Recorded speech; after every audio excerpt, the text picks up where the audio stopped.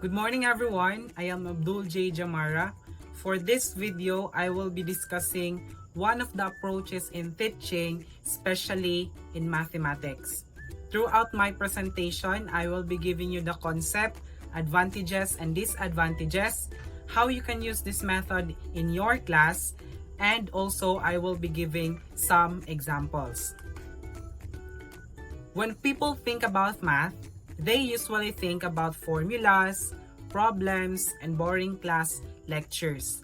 They associate math with something tangible, objectively correct, and sterile. In math, we are forced to think things differently. A large part of mathematics deals with the imaginary world. In Calculus 2, students are asked to find the area of infinite curves around axes. This sounds crazy, right? But there are actual correct answers to these questions. But even more on basic level, we have to use our imagination to find more basic answers to elementary questions. Think about a triangle for a minute. How do we find its area? Instead of thinking the formula, think about how we would get the area from areas of shapes similar to the triangle. In the classroom, we apply different ways or methods of teaching math so that the students are engaged and challenged. So my topic would be about a teaching method that could somehow challenge our students. My topic is about the famous Socratic method, or also known in education as the art of questioning. The Socratic method was derived from the Greek philosopher Socrates. Socrates believed that disciplined practice of thoughtful questioning enabled the student to examine ideas logically and determine the validity of those ideas. It means that Socrates used this method of questioning to encourage people to question the things they were told and to look beyond the obvious. Socrates thought that the only person who cannot learn is the person who thinks he really knows the answer. So, it is logical to remove prior beliefs or prior knowledge in order to make way for the creation of new ideas. An example of this classic Socratic method is observed in Meno, where Socrates asked Meno to define virtue. They discovered that they could not define virtue, and furthermore, virtue could not be thought. Meno learned that even this common term, when broken down to its fundamental parts, was actually not definable. Okay?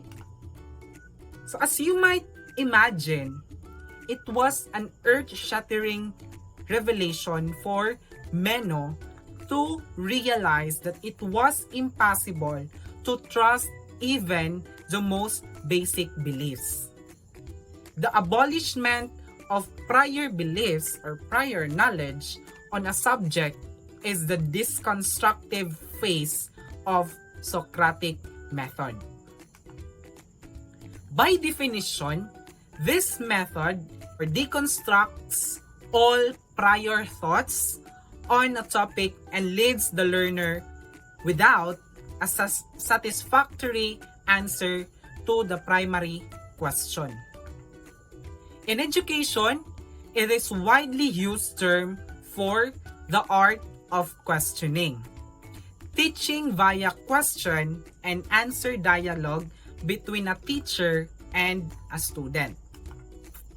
So, In this method, the teacher will act ignorance of the topic to elicit participation with the students and by giving or throwing questions. In this technique, the teacher professes ignorance of the topic in order to engage in dialogue with the students. So, the teacher will act ignorance of the topic to elicit participation with the students by giving or throwing questions. Socratic method is a constructivist learning approach consisting of 4 key steps. When we talk about constructivism, it is based on observation and scientific study about how people learn. It says that people construct their own understanding and knowledge of the world through experiencing things and reflecting on those experiences. Since learning is through experiences, we already have preconceptions or judgment about the things around us based on our experiences. So first, we have eliciting relevant preconceptions. First, it means that we should bring out significant or important judgment we have. Second, number 2, clarifying preconceptions. We should make our judgment clear as possible to avoid confusion. The third one will be testing one's own hypothesis. We should apply our prior judgment to verify if it is still applicable. And the last one would be decide whether to accept the hypothesis. If you're done testing your judgment, then decide if you will still believe in it. Socratic method is disciplined questioning that can be used to pursue thought in many directions for many purposes. First is to explore complex ideas and to get the truth of things. Second, to open up issues and problems, to cover assumptions, to analyze concept, to distinguish what we know from what we don't know, to follow out logical implications of thoughts, or control the discussion. So, why use the Socratic method? First, it helps develop critical thinking skills. So, as a teacher, it is important for us to develop the critical thinking skills of our students. Second, it gets students ready to think quickly. So, since Socratic method is somehow extemporaneous, so therefore, the students are being trained to think quickly. Third, it forces students to be prepared and attentive. So since again, it is an activity or it is an approach, a strategy that could challenge the students, so therefore, the students will prepare and be attentive in your class. So here are the disadvantages of Socratic method. First, easy failure rate without student participation. So, because when you're giving your question or when you're throwing your question, it focuses only to one student. So you're not sure if the other students are listening to you or listening in your conversation. So it is an easy failure. Okay? And also, not all of the students can participate simultaneously. Alright? So next is a fear of public speaking is common. Again, since I've said a while ago that it is somehow an extemporaneous speaking, so your student is afraid of speaking in public. Why? Because they are thinking, or they might be thinking of their answer is wrong. Okay? They might be thinking that their answer is not what you are looking for. Okay? So next one is lose of interest, possible when a professor or the teacher is speaking with an individual. So again, since you're throwing a question to specific student, so the other student might not be listening to you. Their interest is not on you, or their interest is not on your discussion, or is not on your question. Next will be, there is often no right answer. So some questions might be subjective and objective, and all subjective questions might be opinionated questions. So somehow the students dislike this type of question because it doesn't have a right answer. Not all. Okay? And let me just share to you the proper way of questioning. First, the proper way of questioning is you have to throw first the question before calling a student. Okay? So, throw first the question and give at least a minute or two for the student to think. That's the time that you call a specific name of the student to answer the question. It is wrong that you call first the student and you give him or her the question. That's a wrong practice. It must be you throw first the question, give the student a minute or two to think, and call a student to answer your question. That's the proper way of art of questioning, or giving questions in your class. Okay?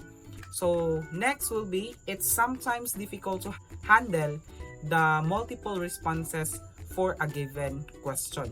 So as I've said, since the question is subjective, you might have many opinions. You might get many opinions from the student. So it is now difficult for you how to put those ideas or those opinion in one concept to be connected with your lesson, or to be connected with your question. So as a teacher, you cannot handle all the questions and make it into one concept, because that's important to connect all those ideas from the student. And somehow it is difficult because not all, you cannot cater all the students, given also that the time is limited. Okay? So let's go on to the other side of the coin, the advantages of using Socratic method. First is gaining active learning and listening skills. So since it is a question and answer approach or technique, the students will have active learning and listening skills. Alright? Because when you're questioning, they are ready to listen to you, especially when you begin your lesson that you already catch their attention. So that's the time that they will listen to you. Next advantage is promotion of critical thinking skills. Again, when you throw a question, students are thinking as they can about your question, and that's critical thinking skills happen. Okay? Metacognitive, thinking about thinking. So, in that way, you develop or the critical thinking skill of your students. Next will be learning how to be challenged and what to do when challenged. Again, this method is challenging the students. So, for the student to learn how to be challenged and ano yung gagawin nila kung nasa-challenge sila. So, for example, you will tell them that tomorrow we will have an oral recitation. So meaning they are challenged that tomorrow there will be oral recitation and what to do before recitation. So therefore, the students will study the lesson. Okay? And for them to answer the question that you will be giving in the class. Next, discovering how to examine issues in depth. So, since you are developing the critical thinking skills of the student, so do not just stay in a shallow or in a less explained concept. Dig deeper in order for you to examine or discover issues deeply. And there are Socratic question type. So first is clarification concept questions, probing assumption, probing reason and evidence, probing perspective, probing implications, and questioning the question. So let's go on to clarification concept. There are many questions under clarification concepts. I just get one question that I think we can use in our mathematics lesson. So this question is, can you give me an example? So suppose that your topic will be integers and you pose question number 1 that 5 plus blank is equal to 9, and question number 2 as blank plus 127 is equal to 132. Let's think that this lesson is for grade 7 students. Okay, so it is easy for them to get the answer, because the answer for number 1 is 4 and the answer for number 2 is 5. But how about if you will ask them the following question? You pose question number 3 that 6 plus blank would be equal to positive 2, and number 4 blank plus 4 is equal to 8. So that's the time that the student will think of the concept, since it is clarification of concept. Okay? So that's the time that they will think, why is it that 6 plus the blank number or the missing number or the unknown number would be equal to positive 2, and the unknown number plus 24 would be equal to 8. And the moment the student will get the answer that 6 plus the unknown number, the negative 4, the unknown number is negative 4, is so 6 plus negative 4 is positive 2. And for number 4, the unknown number plus 24 is equal to positive 8. And the unknown number is negative 16. So it is now the time that you ask them, can you give me or can you give an example, or can you give another example? Okay? So that's the time that you will solicit idea from the student by asking them, can you give an example? Next, probing assumption. So, again, I've chosen what would happen if.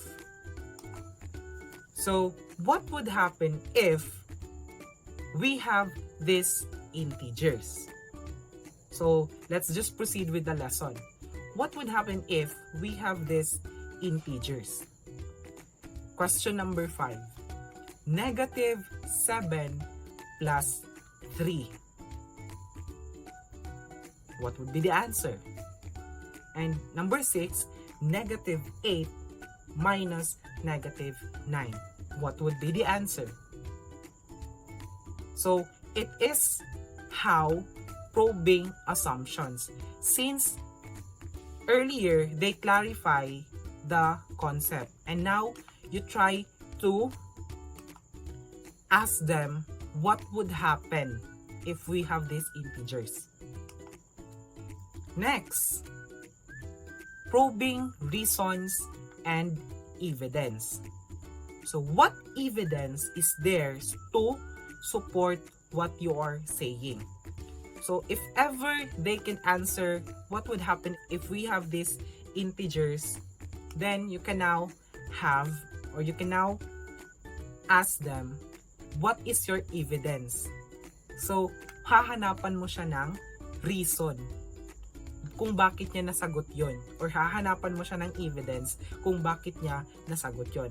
And that's the time that the students will give, or that the student will give you the rules of integers. Next is proving perspective. So the question would be, why is it better or different from? So as you go on with your lesson with integers, you introduce different types of how you can solve, or how they can solve problems involving integers. And I come up with, why is it better to use number line in solving integers? And that's the time that the students will answer you based on your discussion of the different types or different ways on how to solve integers. And for me, just an example, so I use the number line. So my question would be, why is it important, or why is it better to use number line in solving integers? Next will be probing implications. So does this data make sense? So anong gamit niya? Anong gamit ng integers? What is the application of integers in real life? Why is it integers is present? Why is it integers is being discussed in our classes? So that's it. Do this data make sense? Next is questioning the question. Why do you think I asked this question? So bakit nga ba tinanong kita ng ganito? Why is it at the first question I asked you to give me an example, or I asked you to give me another example based on your observation, based on your judgment about the rule of integers. Okay? So, and that's the time that the student will answer you, or to sum up your lesson. It's because in order to discover, or in order for them to be able to apply the different rules in adding or subtracting integers. Note that using the Socratic method is more than asking a lot of questions. In contrast to piping, the Socratic method requires the teacher to create a nurturing environment and ask helpful questions to achieve the desired lessons for the students. So again, Socratic method is art of questioning. So we give questions to the students to develop their critical thinking skills in order for them to think by themselves, in order for them to develop their mathematical analysis, and for us teachers, in order for us to achieve our learning objectives. So that would be the end of my report. See you and good morning.